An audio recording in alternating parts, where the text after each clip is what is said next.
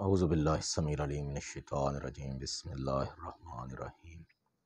درس قرآن کا آغاز سورہ الزمر کی آیت نمبر 8 سے ہو رہا ہے۔ تو جیسا کہ ہم نے پچھلے درس میں ملاحظہ کیا کہ یہ سورہ، اس کا بنیادی مضمون شرک اور توحید ہے۔ تو وہ اللہ بیان کرتے ہیں کہ یہ لوگ کہتے ہیں کہ ہم جو ہیں اپنے دیگر شرکاء کو پکارتے ہیں، ان کو حاجت روا مشکل کشا مانتے ہیں، وہ صرف اس لیے کہ یہ لوگ ہمیں اللہ کے قریب کر دیتے ہیں۔ تو حالانکہ جو ذات کہتی ہے کہ میں شاہ رب کے قریب ہوں اور انسان کی خالق ہے، مالک ہے، رازق ہے، تو اس کے قریب کرنے کے لیے کسی بھی چیز کی ضرورت نہیں ہے۔ اللہ کہتا ہے جہاں 3 لوگ ہیں وہاں میں چوتھا ہوں، جہاں 4 ہیں وہاں میں 5واں ہوں۔ تو جو ذات ہر وقت انسان کے ساتھ ہے تو اس کے قریب کرنے کے لیے کسی چیز کی ضرورت نہیں ہے۔ اب دیکھتے ہیں آیت نمبر 8۔ وَإِذَا مَسَّ الْإِنسَانَ ضُرٌّ دَعَا رَبَّهُ مُنِيبًا إِلَيْهِ، جب انسان کو کوئی دکھ تکلیف یا پریشانی پہنچتی ہے تو وہ فرما بردار بن کر اپنے رب کو پکارتا ہے۔ ثم اذا خولہ نعمتا منہ، اور پھر جب اللہ اسے کچھ نعمت عطا کر دیتا ہے، نسی ما کان یدعو الیہ من قبل، تو پہلے جو وہ پکارا کرتا تھا وہ بالکل ہی بھول جاتا ہے۔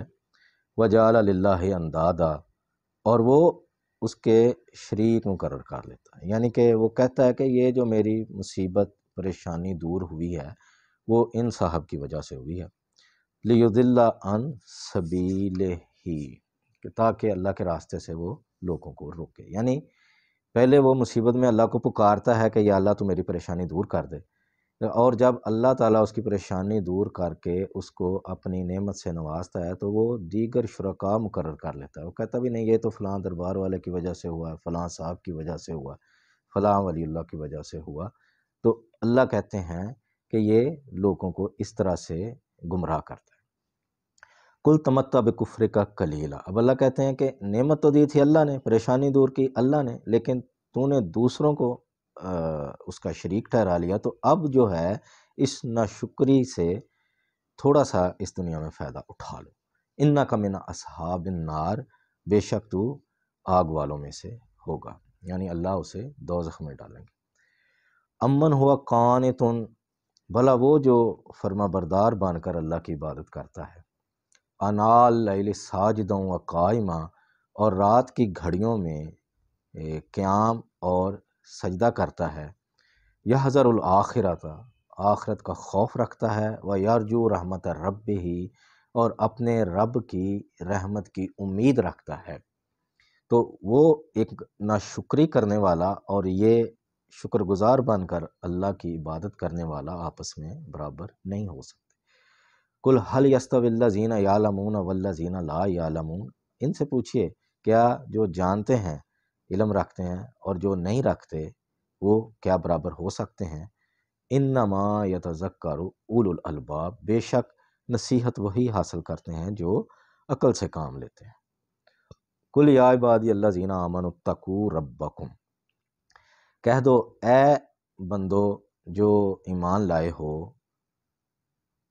اپنے رب کا تقوی اختیار کرو، اس کا خوف رکھو، صرف اسی ہی کی عبادت کرو، اسی کو ہی حاجت روا مشکل کشا من۔ للذین احسنوا فی ہذہ الدنیا حسنہ، جن لوگوں نے اس دنیا میں بھلائی کی، نیکوکار بن کر زندگی گزاری، تو اس دنیا میں بھی ان کے لیے بھلائی ہی ہے۔ وارض اللہ واسع، اللہ کی زمین بڑی وسیع ہے۔ انما یوفی الصابرون اجرہم بغیر حساب، اور اللہ تعالیٰ اجر دے گا اپنا صبر کرنے والوں کو بے حساب بے شمار۔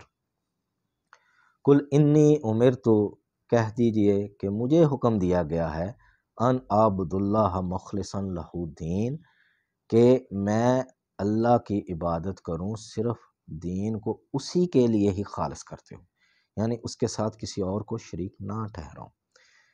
وہ عمر تو اور مجھے یہ بھی حکم دیا گیا ہے لأن اکون اول المسلمین کہ میں سب سے پہلے فرما برداری کرنے والا بن جاؤں۔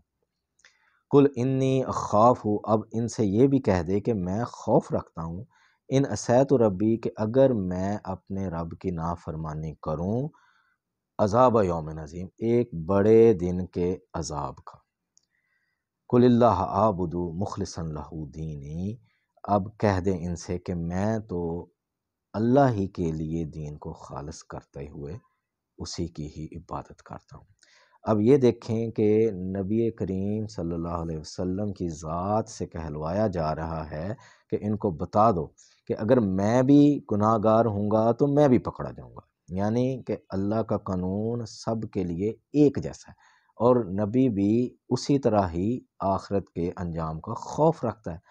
اب ہمارے ہاں یہاں نبی کی ذات کو معاذ اللہ اللہ سے بھی بڑھا دیا گیا ہے، اور ان کو یعنی گناہ گاروں کی شفاعت کرنے والا، سفارش کرنے والا، اور تخلیق کائنات کا مقصد، اور پتہ نہیں کیسے کیسے القابات جو انسانی جو ہے یعنی کہ اس کی حیثیت سے اس کو ماورائی کوئی مخلوق بنا دیتے ہیں، تو ایسی بات بالکل نہیں ہے۔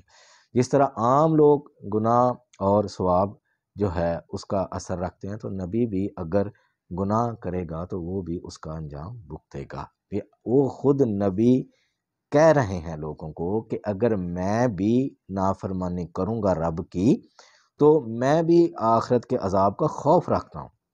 تو اسی لیے نبی کریم صلی اللہ علیہ وسلم زیادہ سے زیادہ اللہ کی عبادت کرتے، اس کی فرما برداری کرتے، اس کی اطاعت کرتے، اور قیام اللیل میں وقت صرف کرتے، اور دن میں بھی ہر وقت اللہ تعالیٰ کا ذکر کرتے اور شکر کرتے۔ تو یہ ہمیں نبی کی زندگی سے سیکھنا چاہیے۔ تو اللہ تعالیٰ ہمیں فرماتے ہیں کہ صرف اسی کی ہی عبادت کریں اور اس کے ساتھ میں کسی بھی اور کو شریک نہ کریں، کیونکہ وہی واحد یکتا الہ ہے، وہی ساری کائنات کا خالق ہے، مالک ہے، رازق ہے۔ تو ہم سب کو بھی یہی چاہیے کہ اس کے ساتھ کسی کو شریک نہ ٹھہرائیں۔ تو اللہ سے دعا ہے ہمیں قرآن پڑھنے کی، اس پر عمل کرنے کی اور دوسروں تک پہنچانے کی یہ ہمیں ہمت توفیق عطا فرمائے۔